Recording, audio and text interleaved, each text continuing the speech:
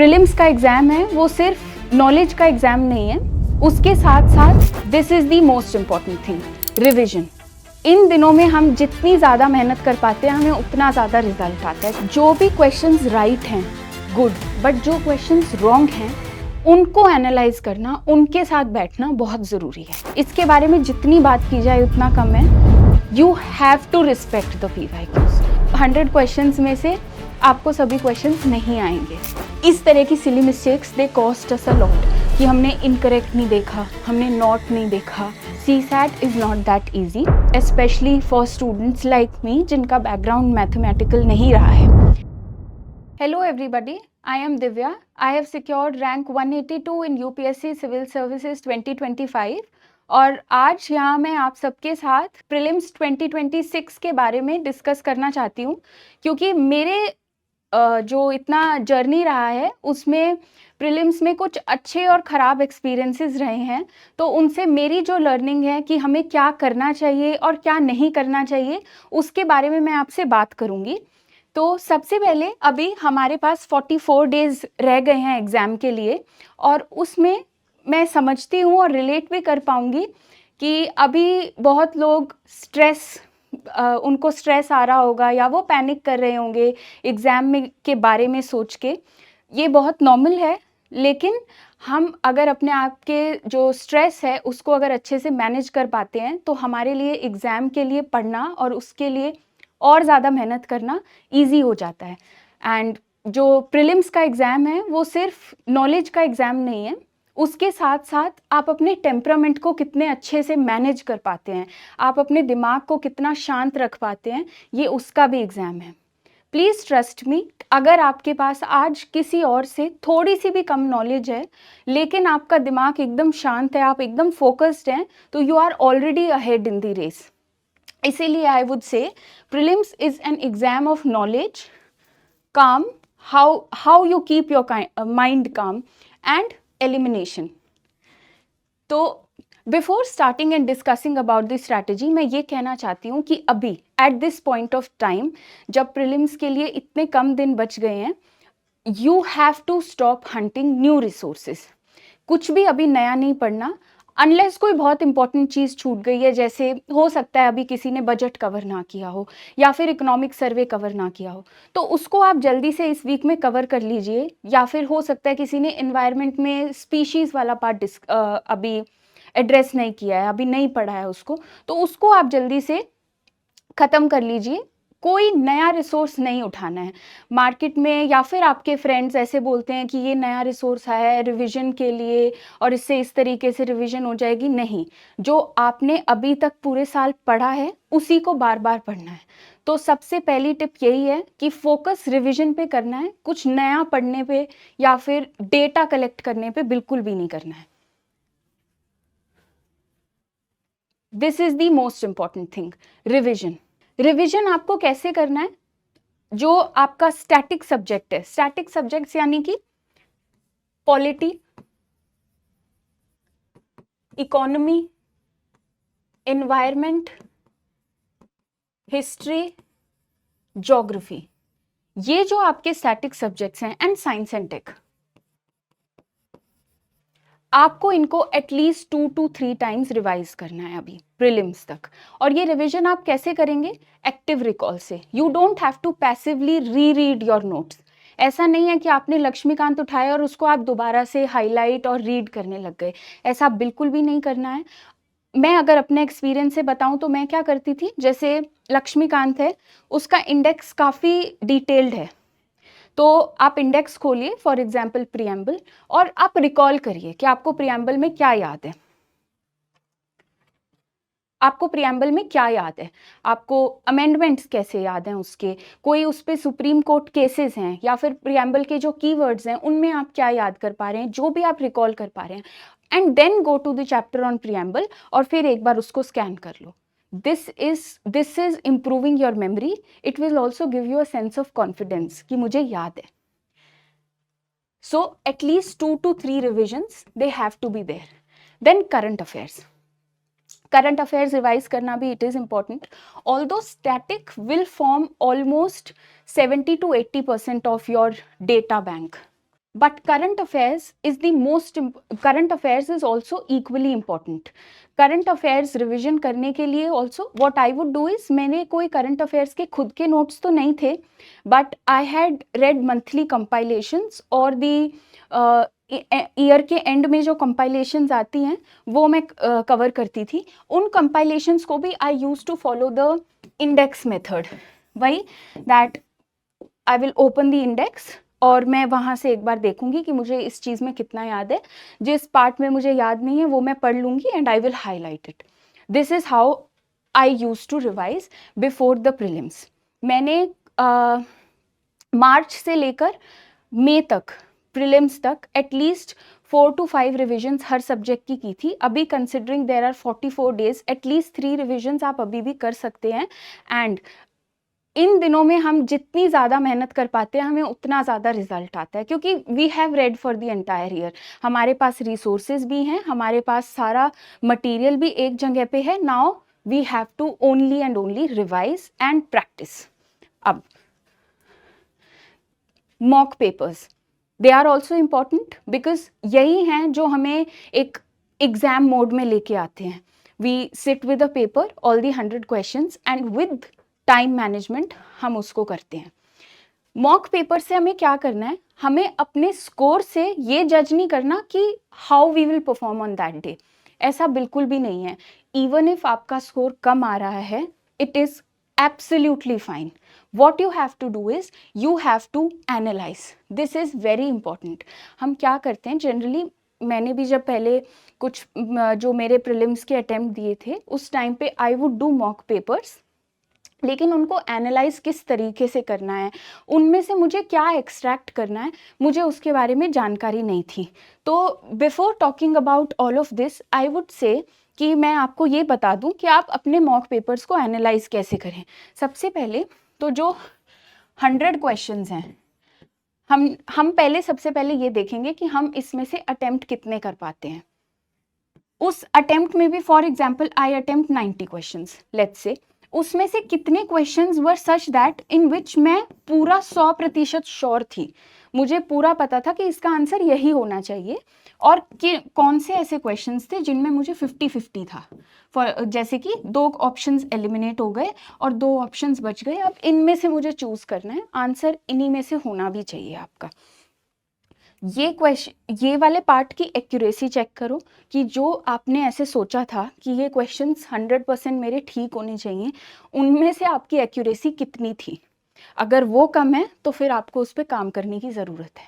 Number 1 analysis. Number 2 ये वाले questions, क्या जो आंसर था अगर तो ये ठीक है तो गुड, यू आर टेस्टिंग कि अगर आप अपने जो इवन स्मार्ट गेस भी कर रहे हैं इसमें तो आपका उसका एक्यूरेसी कितना है. और अगर ये गलत है, is it from these 2 options, तो भी you can improve. If it is from this you need to understand कि क्यों आई एलिमिनेटेड दिस, कि ये तो गलत ही होंगे, लेकिन आंसर उन गलत वाले में से था. फिर ये देखना ज़रूरी है कि जो आंसर था क्या वो मेरे लैक ऑफ नॉलेज की वजह से गलत हुआ, या फिर मैं इस टॉपिक में इतनी अच्छी नहीं हूँ, या फिर मैंने रिविजन्स कम किए हैं, या मैंने ऑप्शंस पढ़ने में इसलिए मिस्टेक्स की वजह से भी गलत हो सकता है. तो इस तरीके से आपको अपने स्कोर को एनालाइज करना है. जो भी क्वेश्चंस राइट हैं गुड, बट जो क्वेश्चंस रॉन्ग हैं उनको एनालाइज करना, उनके साथ बैठना बहुत ज़रूरी है. फिर जो वो रॉन्ग क्वेश्चंस है आप उनकी एक्सप्लेनेशन देखोगे, और उस एक्सप्लेनेशन में से आप जो भी डेटा या जो भी मटेरियल है उसको एक्सट्रैक्ट करके कहीं पे लिख लोगे. मैंने एक छोटी सी नोटबुक बनाई हुई थी इसकी, जो मॉक पेपर्स थे, जो मेरी गलत चीज़ें थी. जैसे फॉर एग्जांपल मेरा ज्योग्राफी में साइक्लोन्स का क्वेश्चन गलत था, तो मैं अपने उस नोटबुक में साइक्लोन्स मेंशन कर लूँगी और उसके बारे में थोड़ा सा लिख लूँगी. क्या पॉइंट गलती की थी मैंने वो भी मैं एक बार हाईलाइट करके लिख लूँगी. मॉक्स का ये मतलब बिल्कुल भी नहीं है कि मैं वहाँ से मटेरियल निकाल रही हूँ या डेटा निकाल रही हूँ. इट्स जस्ट दैट कि मैं अपने आप को और थोड़ा सा वैल्यू एडिशन कर रही हूँ. अब इनको अटेम्प्ट कैसे करना है, अभी सिंस प्रीलिम्स इज अप्रोचिंग, तो आप वही 9 to 11 के स्लॉट, 9:30 to 11:30 के बीच में बैठिए with the paper, put the timer on, use a OMR sheet, और आप टाइम मैनेजमेंट को ट्रैक करो. Are you able to complete the paper on time, या फिर आपको कितना एक्स्ट्रा टाइम लग रहा है 2 आइट्रेशंस में पेपर करने में, फाइनल डे भी 2 आइट्रेशंस में ही पेपर करना है. We will talk about that. Mocks में भी always do your paper in 2 iteration. These are the 2 iterations. एक आइट्रेशन में जहाँ पे 100% आपको पता है, और एक आइट्रेशन में जहाँ पे आपको 50-50 चांसेस लग रहे हैं. एंड ऑल्सो दोज क्वेश्चंस जहाँ पे आप स्मार्ट गेस करना चाहते हो. And I've already talked about tracking your accuracy and attempt strategy. मतलब when you open the paper, तो जो हमारा प्रीलिम्स का पेपर आता है जनरली उसमें सब्जेक्ट क्वेश्चंस एक साथ होते हैं. पॉलिटी के क्वेश्चंस आपको एक साथ दिखाई देंगे, इकोनॉमिक्स के क्वेश्चंस एक साथ दिखाई देंगे. जो भी आपका सब्जेक्ट फेवरेट सब्जेक्ट है या स्ट्रॉन्ग सब्जेक्ट है, आप सबसे पहले उसके क्वेश्चंस अटेम्प्ट करें. कभी कभी ऐसा होता है कि जैसे मान लो आपकी इकोनॉमिक्स उतनी अच्छी नहीं है और शुरुआत में आपका जो सेट मिला है आपको उसमें इकोनॉमिक्स के ही क्वेश्चन है शुरू में, तो generally we tend to panic अगर हमें शुरू के 2-3 क्वेश्चंस नहीं आते. ऐसा बिल्कुल भी नहीं करना है. Open the paper and find out कि आपका फेवरेट सब्जेक्ट क्वेश्चन पेपर में कहाँ पे है, वहाँ से पेपर शुरू करें. You will get a sense of confidence also, and आपको अच्छा भी लगेगा. पूरा कॉन्फिडेंटली आप पूरा पेपर अटेम्प्ट करेंगे. देन उसके बाद PYQs. इसके बारे में जितनी बात की जाए उतना कम है. You have to respect the PYQs. Why? Because हम हमेशा ये बात भी करते हैं और सुनते भी हैं कि जो UPSC एग्ज़ाम है वो बहुत रैंडम है, और कुछ हद तक ऐसा है भी. प्रीलिम्स थोड़ा सा रैंडम भी है because we can not predict beyond a point, है ना.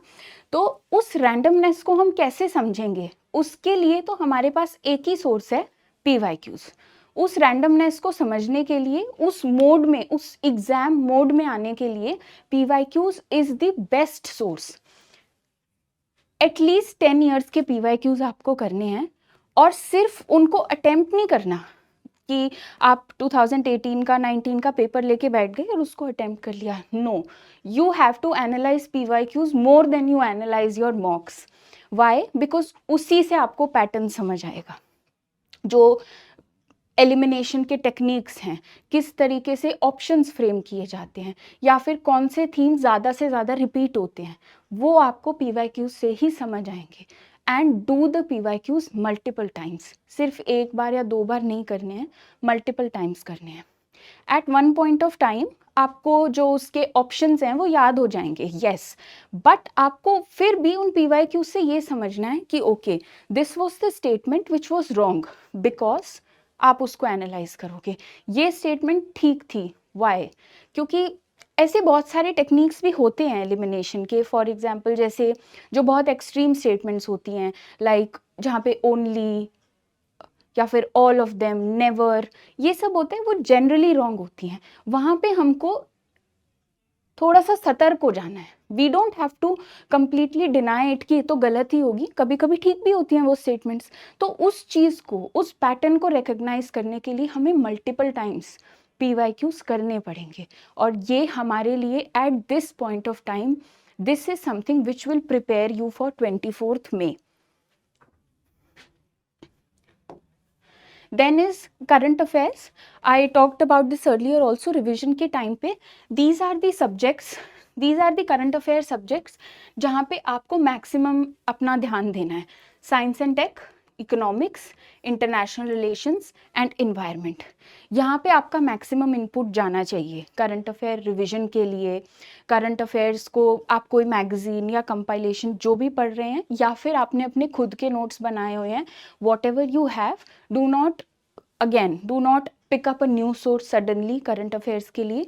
अपने जो सोर्स आप अभी तक फॉलो कर रहे थे उसी को फॉलो करना है. इन सब्जेक्ट्स के लिए ज़्यादा ध्यान देना है. You also have to look through them. एक बार इंडेक्स में स्कैन दी कल्चर का magazine also, social justice also. Schemes is a very bulky document. Personally मैंने नहीं किया था क्योंकि मुझे ऐसा लगा था कि 1 या 2 क्वेश्चन ही शो अप करता है, तो cost benefit analysis does not fit. तो अगर आपने पहले किया हुआ है तो आप उसको रिवाइज कर सकते हैं, there is no harm in that, it will give you more confidence only. लेकिन मैंने पर्सनली नहीं किया था स्कीम्स का document, but these were something जो मैंने करीब 2 से 3 बार रिवाइज किए थे। फिर उसके बाद अटेम्प्टिंग पेपर ऑन 24th में, this is very important to understand, क्योंकि उस दिन हम सुबह सुबह थोड़े से स्ट्रेस में, एक पैनिक मोड में रहते हैं। वी आर ऑलवेज प्रोकास्टिनेटिंग कि पता नहीं कैसा एग्ज़ाम आएगा, हम कैसे कर पाएंगे। Sometimes I would think what if मुझे एक भी क्वेश्चन नहीं आया तो मैं क्या करूँगी, how will I sit for 2 hours like this, ऐसे ऐसे ख्याल आ जाते हैं। It is not something which is only limited to me, ये होता ही है। तो व्हाट टू डू, सबसे पहले एक बार फॉर 2 to 3 minutes और 5 minutes एट मैक्स एक बार पेपर स्कैन कर लो, look at it, it will not take much time but it will give you confidence. आप एक बार देख रहे हो, थीम्स देख लो, दैट ओके कहीं पे मुझे बुद्धिज़्म दिखाई दे रहा है, कहीं पे साइक्लोन्स दिखाई दे रहा है, कहीं पे इन्फ्लेशन है, तो आपके जाने पहचाने टॉपिक्स रहेंगे तो आपको अच्छा लगेगा that okay we have prepared for this. अब अटेम्प्ट कैसे करना है, अगेन जैसे हमने पहले बात की थी, स्टार्ट विद द सब्जेक्ट जहाँ पे आप सबसे ज़्यादा कंफर्टेबल हो, उस सब्जेक्ट से स्टार्ट करना है, फिर नेक्स्ट, फिर नेक्स्ट। अब पहली आइट्रेशन जो होगी that will be the one जहाँ पे आपको 100% पता है कि ये इसका आंसर होना चाहिए। वो फर्स्ट 100% वाले जो क्वेश्चंस हैं दे शुड बी अराउंड 40, ठीक है। दिस इज़ फॉर श्योर कि पूरे 100 क्वेश्चंस में से आपको सभी क्वेश्चंस नहीं आएंगे, ये सभी के लिए एक कॉमन बात है, सबको सब कुछ नहीं आ सकता।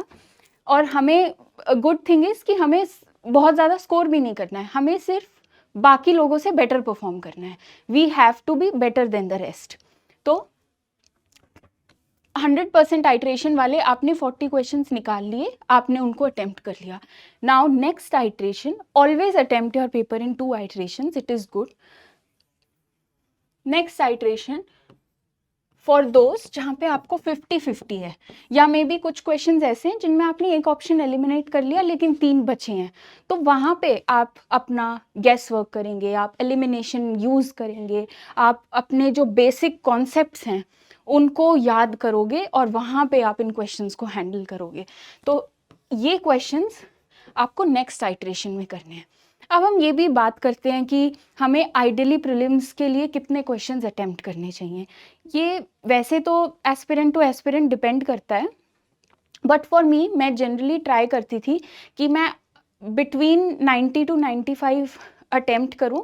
और अगर, क्योंकि because with my analysis of PYQs and मॉक्स मुझे ये पता लगा था that my accuracy specially with the questions जहाँ पे मेरा एक ही ऑप्शन एलिमिनेट हुआ है, इट इज़ नॉट गुड। तो मैं फिर वहाँ पे रिस्क टेकिंग अवॉइड करती थी। तो इसीलिए in this prelims also I had attempted 95 questions and I scored by different answer keys. अभी score I have not receive my score क्योंकि मैंने फॉरेस्ट का भी भरा था, तो it will come after the exams. It was around 105 और something, तो it is a good score. हमें अपनी एक्यूरेसी मेंटेन करनी है, we don't have to attempt all 100। लेकिन बहुत लोग हैं जो पूरे 100 क्वेश्चंस भी अटेम्प्ट करते हैं और क्योंकि उनकी एक्यूरेसी ज़्यादा अच्छी होती होगी। मेरे केस में ऐसा नहीं था, तो जो ऐसे क्वेश्चंस होते थे जो बहुत ही डाइसी होते थे मैं उनको छोड़ देती थी, no risk over those questions. तो यहाँ पे यू हैव टू, और दोज क्वेश्चन जहाँ पे आपको 25% श्योर 25% ही एलिमिनेट कर पाए हो, तो सेकेंड आइट्रेशन में आपको वो क्वेश्चंस करने हैं। ऑन एंड ऑन आप अपने पेपर को 2 बार या इफ़ कुछ क्वेश्चंस बचे हैं 3 बार करेंगे। You have to track your time. First iteration ideally 1 घंटे से थोड़ा पहले में हो जानी चाहिए, ताकि सेकेंड आइट्रेशन में, क्योंकि for thinking these questions out हमें ज़्यादा टाइम चाहिए होता है ना।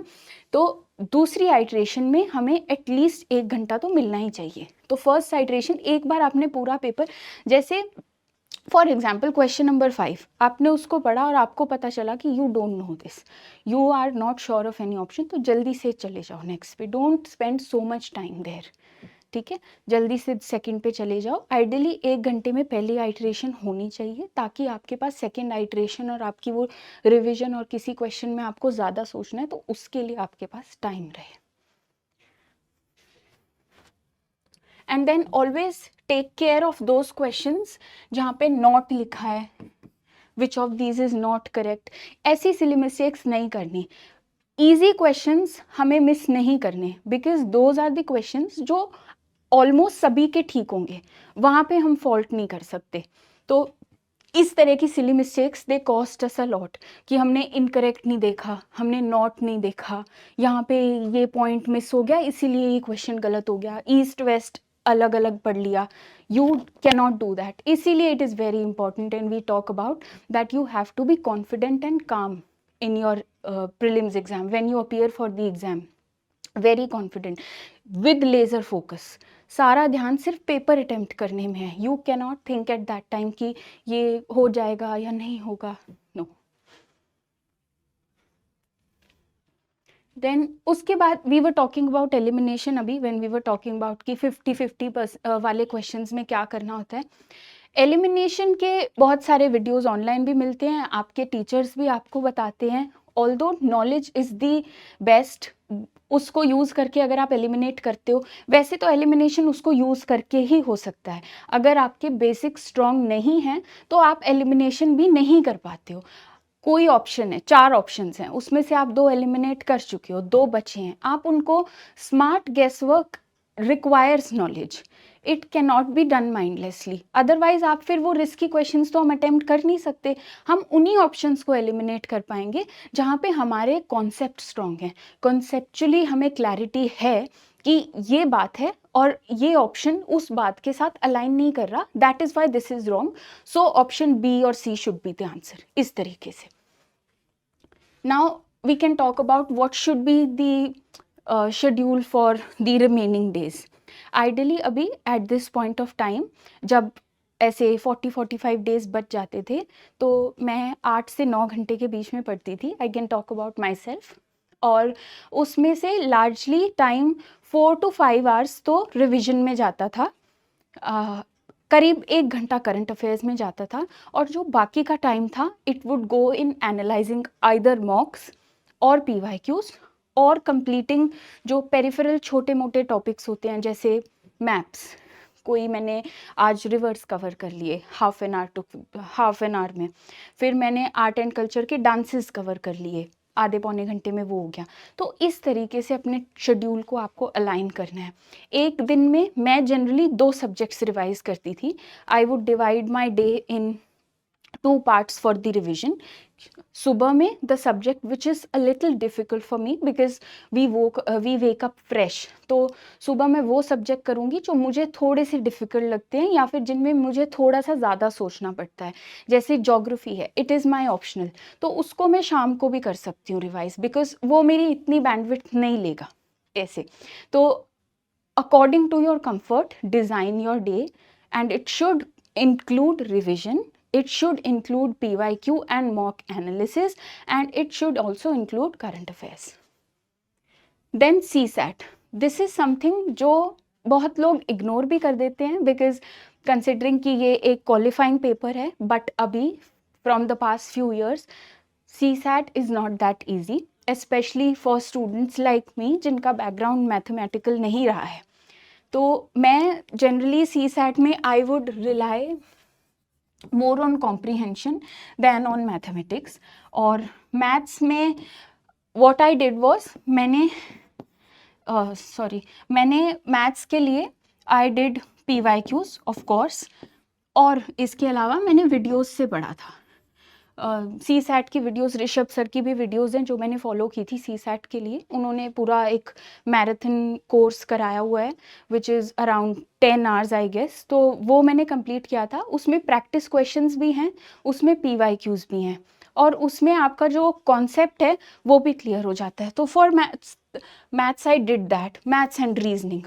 कॉम्प्रीहेंशन के लिए बिकॉज आई नो कि मैं मैथ्स पे रिलाई नहीं कर सकती, कॉम्प्रीहेंशन के लिए we need to practise, and best practice is PYQs, ताकि वहाँ भी हमें ये पता चल जाए कि what kind of comprehensions UPSC is asking, उनके आंसर्स किस तरीके के होते हैं, बिकॉज वो पूछते हैं कि what is the essence of this paragraph which you have read, तो उसको बताने के लिए हमें एग्जैक्टली समझना पड़ता है उसको, उसकी प्रैक्टिस में आने, उसके प्रैक्टिस मोड में आना बहुत ज़रूरी है। तो इसके लिए भी, कॉम्प्रिहेंशन के लिए भी PYQs has to be the guide. So this was it about the strategy, about अभी प्रिलिम्स के लिए हमें क्या करना चाहिए। मोस्ट इम्पॉर्टेंटली टू समराइज, और अगर इस पूरी वीडियो में one thing which you can take from me is do not panic और do not collect more material.